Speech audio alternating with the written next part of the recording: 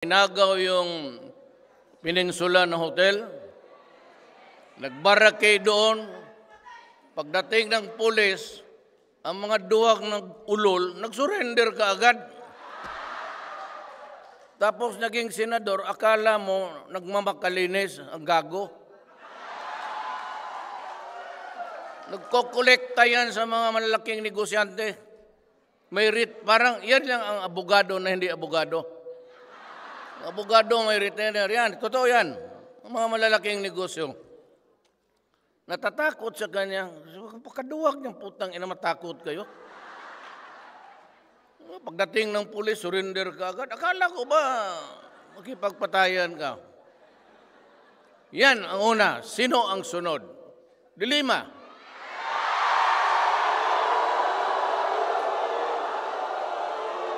Gusto ako ipatanggal